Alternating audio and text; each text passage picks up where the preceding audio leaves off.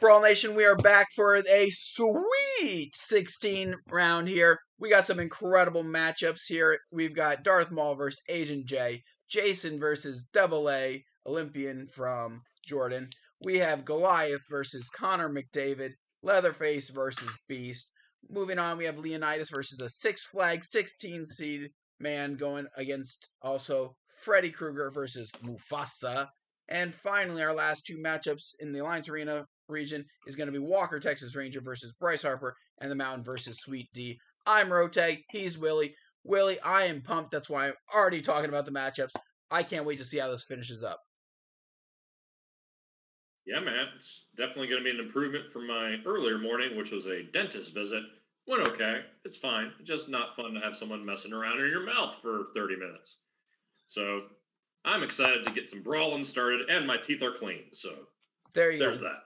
What is fun is messing around here on YouTube by leaving likes and subscribing and sharing and commenting, or messing around over on Twitter at Rotag and Willy, #Brawl, speaking to us there. If you've never seen any Brawl action before, you can watch the little short video we have, or here are some directions on how it's played. You can pause the video and take a look at that. But we are going to hop right into the card reveal, to the action. We're in the Tokyo Dome. 1 seed, Darth Maul. 4 seed, Agent J. My champion, Darth Maul.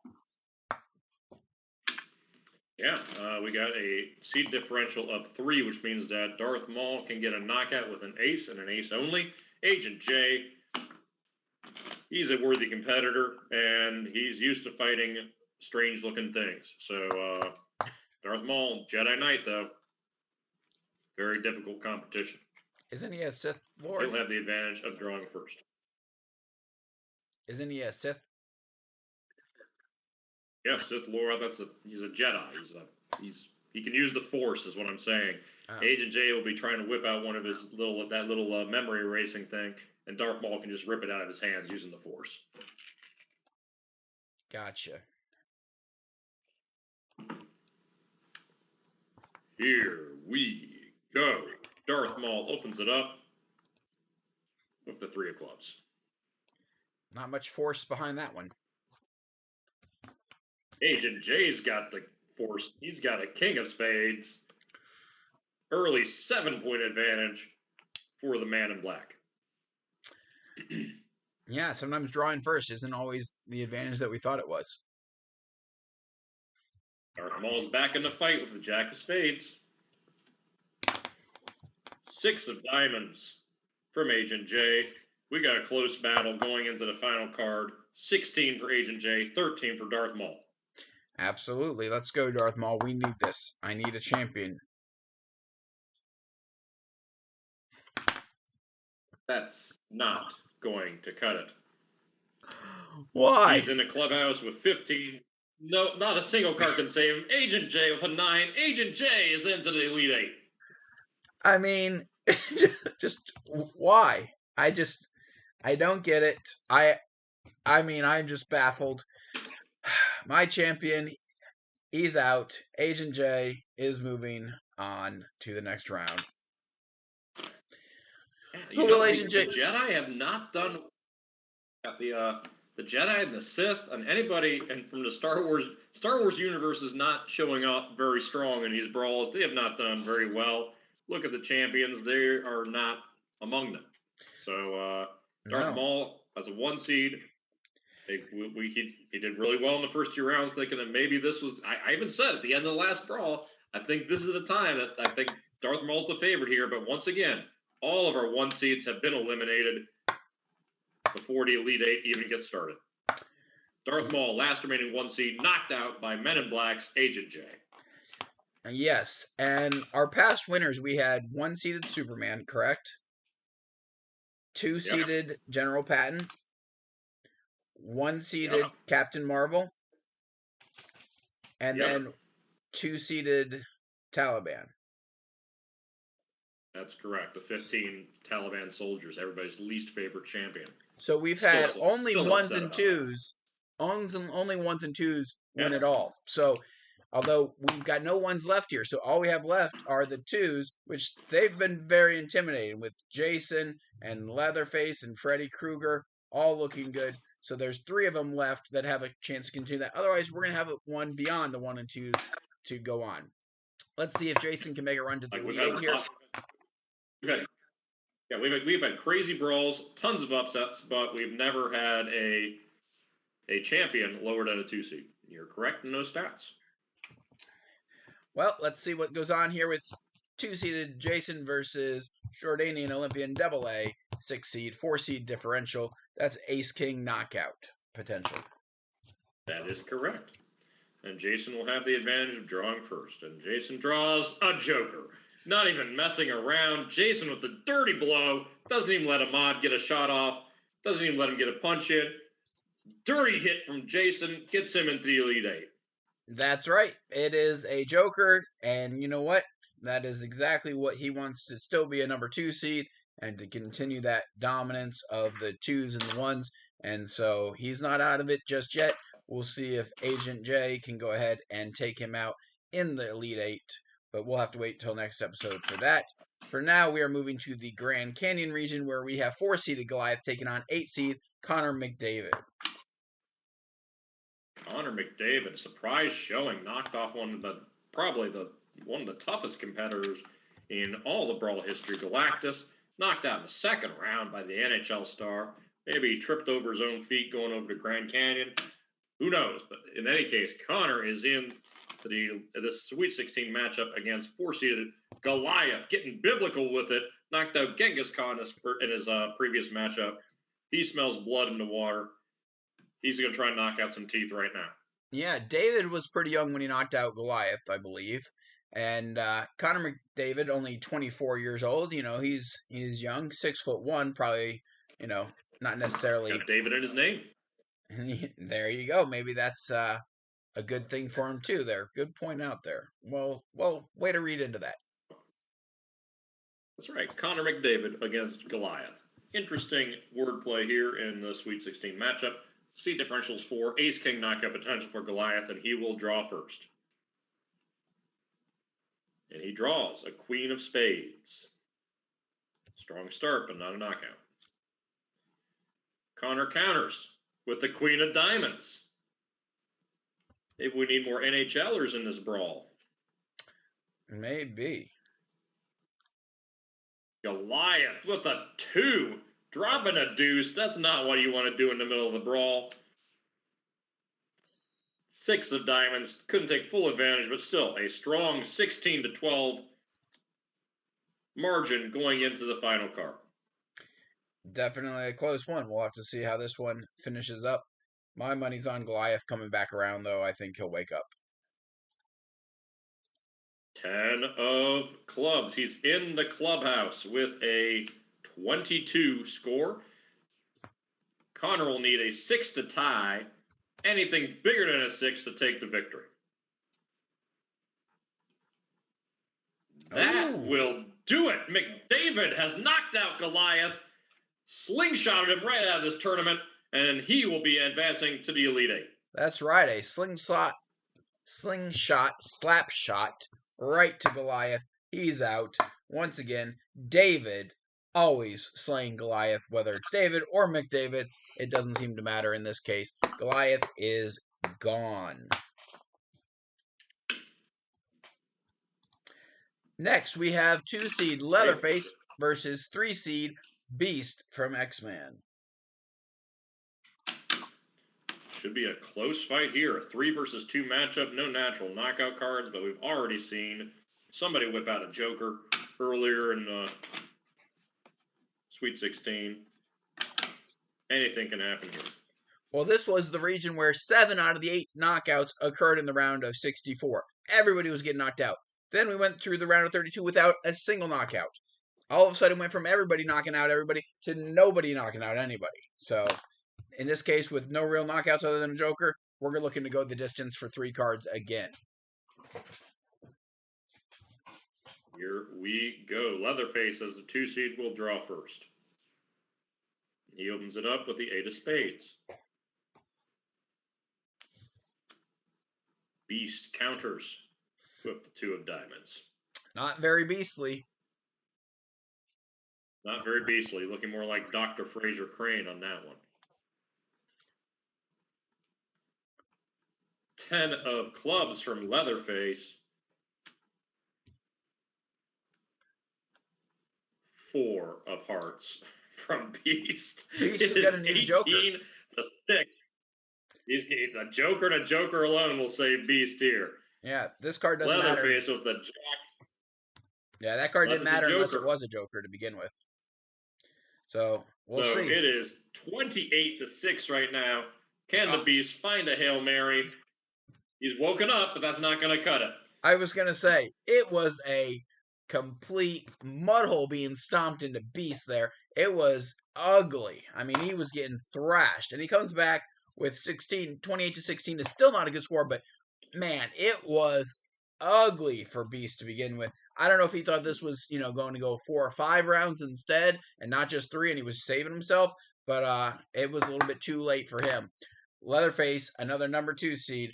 Moving on, the horror villains continue to show that they are strong when placed in those 2 seeds. Both Jason and Leatherface now have moved on, which brings us over to the Mos Eisley Cantina, where 2-seed Freddy Kruger will face Mufasa later on, after we have 4-seeded Leonidas going up against the Cinderella that nobody really likes a Cinderella. Six Flags, old man, commercial guy. He has already pulled 2 Jokers, knocking out the Guardians of the Galaxy and Pat Mahomes. Does he have another one in him? Yeah, maybe. We'll see what happens after that Grand Canyon Chainsaw Massacre of Beast in the previous region. We'll see if the Six Flags guy can find another Joker here to send Leonidas home, coming around the back, just like the creepy folks did against him in the 300. We're going to see what happens here, but he's got a huge differential, a 4-seed against a 16. Ace through 10 will get a knockout for Leonidas here. Yeah, but the others had those kind of differentials too, and they didn't take advantage of it. Leonidas opens up the scoring with a deuce. Oh, no. Leonidas, that's not going to do it.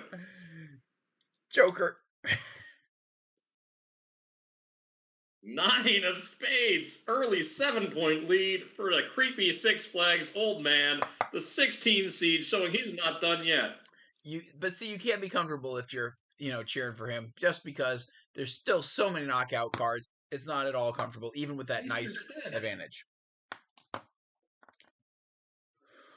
Things are getting interesting. 3 of diamonds from Leonidas. 7 of clubs from the creepy old Six Flags guy. It's a 16 to 5 blowout right now. Here's Leonidas the thing. Needs a knockout card. Yeah, if he doesn't get a knockout card, it doesn't win because, he would need an ace to time at this point, but an ace is a knockout. So, he needs up to 10 he can get as a knockout?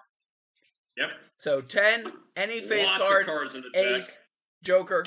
I broke my pen cap off. I'm so excited here. There it is. Oh, it's over. He has woken up and just took his shield and knocked out the Six Flags creepy guy. What a run from Six Flags. He would have had a 9 in this final card to Rabbit Hunt, but it doesn't matter. Leonidas is through the next round via knockout. Yes. I mean, that was a little bit too close for comfort, and yet Leonidas at the end came through. I'm a little disappointed by that just because I would have liked to have seen, the 16 continue to go on a little bit further than that. But in the end, it doesn't matter. He wins via knockout, even though his actual score was still better at the end because Leonidas' total was only 15 and Six Flags guy had a 16. But the knockout is what matters. And so Leonidas moving on. He'll face either 2-seed Freddy or 3-seeded Mufasa. Leonidas doesn't bend the knee to Xerxes. He's not going to bend the knee to a creepy 16-seeded Six Flags commercial guy. The Cinderella run is over. Leonidas is into the Elite Eight. For sure. Here we go. Freddy, the 2-seed, Mufasa, the 3-seed. Battle of the Titans here in this regional semifinal. Freddy draws first, and he opens it up with a 10. Good start for Freddy Kruger. It's like beginning of a movie and he's just slashes a bunch of people to begin with. There's an ace of diamonds from Mufasa. He's coming into the elephant graveyard. He's not afraid of nightmares. He takes an early 1-point lead, but both of them brought their A game here in this regional semifinal. Yeah, well, we've not had a woman, or excuse me, I'm sorry, a animal win one of the final. Is that the next card? That is. Sorry, sometimes I just get talking and you're throwing up cards and then you're silent, so I'm not always watching the video. Sometimes I'm watching myself because I am that good looking today, you know. But all right, 10 for Freddy. Sorry, Willy wants to get these cards flowing, and I'm talking more. So Willy, keep the cards flowing. All right.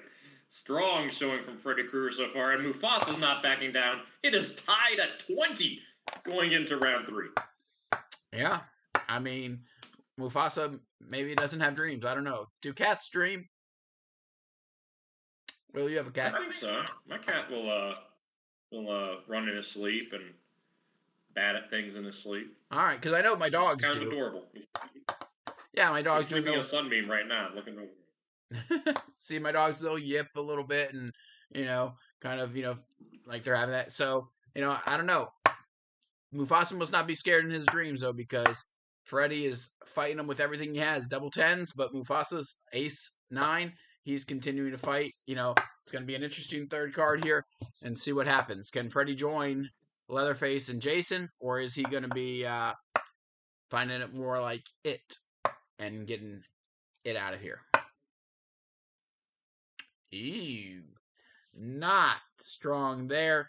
Mufasa may have woken up here, and it is a nightmare for Freddy. A 4 will send it to OT. Anything bigger than a 4. It's a Joker! Mufasa has taken out Freddy Kruger via the Joker. He's a noble king, but he is fighting dirty now. He is up against the wall, and he just unleashed on Freddy Kruger. He shows his claws are bigger. Mufasa, the Lion King, into the Elite Eight. Yeah, I mean, look at that. That's a statement there by Mufasa. I think that's what that was, is he was not messing around. He had been toying, keeping pace with Freddy, and then just unleashed everything that he had in him onto, Freddy, and Freddy is the one with the nightmare now. There will be no Final Four at Elm Street at this point.